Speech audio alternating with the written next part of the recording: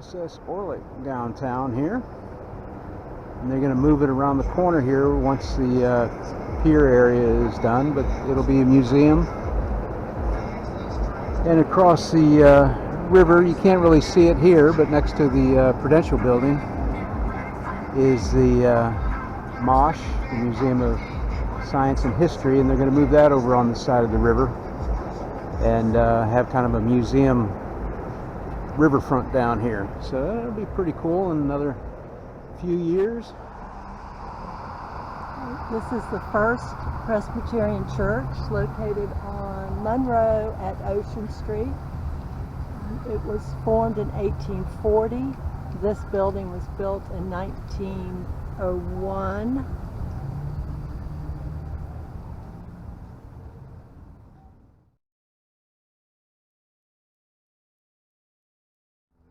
There's a lot of people walking around downtown here, more than we've seen before, and it's the Alice in Wonderland Day, or what do they call that? Yeah, it's a group called, I think it's called Clued Up, and they do different theme events during the year, and this is the Alice in Wonderland.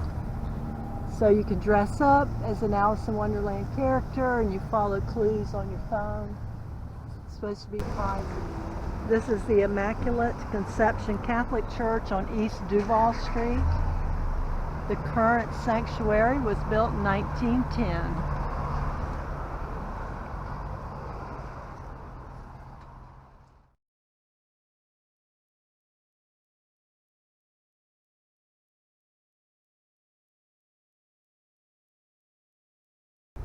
This is the Alena Flats at 122 East Duval Street. If you were walking around Jacksonville 100 years ago, you would have seen scores of similar boarding houses, but Alena Flats is one of the last survivors. It has been renovated since the writing of this book. It said it was in deteriorating condition, but it's pretty obvious it's been renovated. This is the First United Methodist Church located on East Duval Street, tracing its roots to 1823 when a circuit rider preacher set up shop to conduct services. The current building did not escape the Great Fire, but two walls did.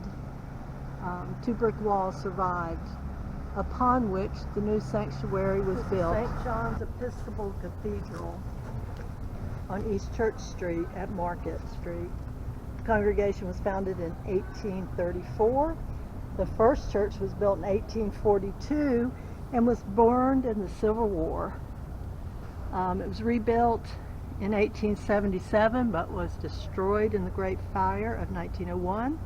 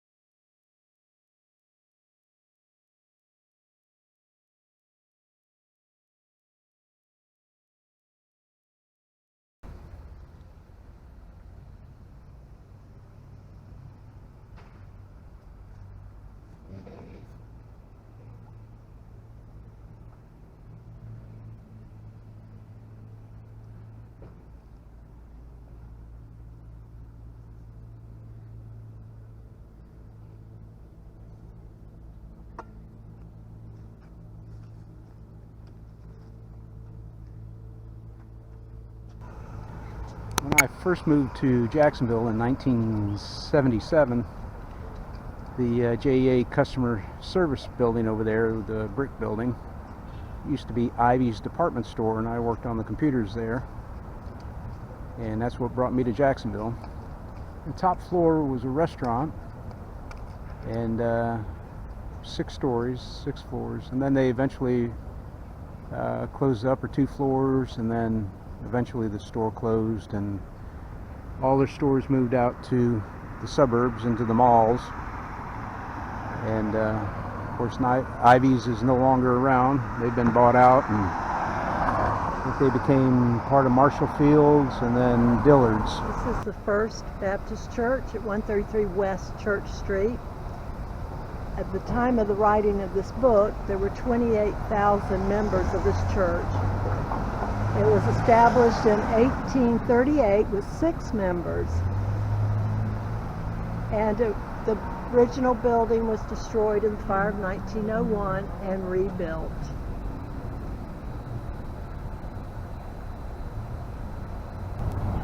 Okay, we are now at the site of the old Federal Reserve Bank building. It was built after the Great Fire, and the owner of the building used Jacksonville's first female architect as his on-site supervisor, and her name was Henrietta Dozer. Little bit of reconstruction going on. Yeah, it was completed in 1924, and looks like they're remodeling it again. And this white building down here is Sweet Peas? Sweet Pete's. Pete's. Yeah, it's a candy shop. Used to be in Springfield, and one of the guys, I'm not sure if it was Sharks or there was another TV show like that, similar, but anyway, backed the guy and brought him down here to this building, and apparently it's been a pretty good success. Now, this building used to be the Seminole Club, and back in the 70s, when I worked downtown, this is where all the executives went, and it was a men's only club. Executives for businesses downtown. Yeah. If you wanted to do business downtown and you were somebody, you were a man. A man, you were a member of the Seminole Club. We're not. Okay. This is the Florida Baptist Convention building at 218 West Church Street. Now, at the writing of this book, it was just a shell, so you can see they currently are remodeling it. But it was completed in 1925 by Henry John Clutho. This is the Thomas V. Porter House at 510 Julia Street. After the Great Fire of 1901, Thomas Porter made his money wholesaling groceries and developing land. He hired Henry J. Clutho to build this house for him. In 1902 is when it was built. It's often the case that classic downtown hotels get converted into apartments. Here at 310 West Church Street, the Church Street apartments that were opened in 1924 were converted into a 310 hotel in 1944. And then later the Ambassador Hotel in 1955.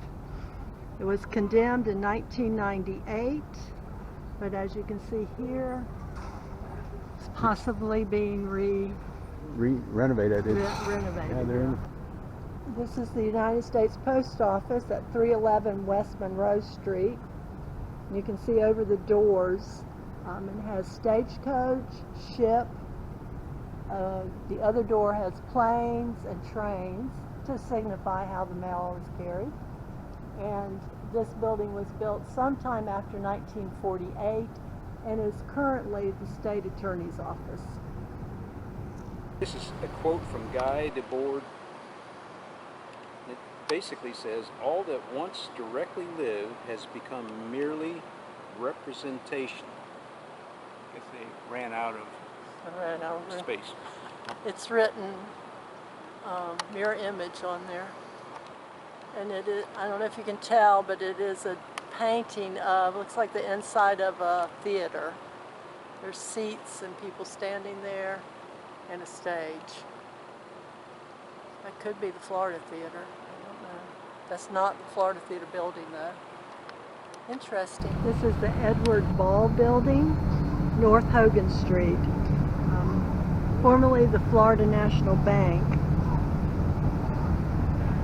This building itself was built in 1961 by Edward Ball, and she wanted to build it with materials that would last. So the outside of the building is granite, and if you go inside, the lobby, which was the lobby of the bank, is beautiful marble, and the teller windows all had cages, gold cages.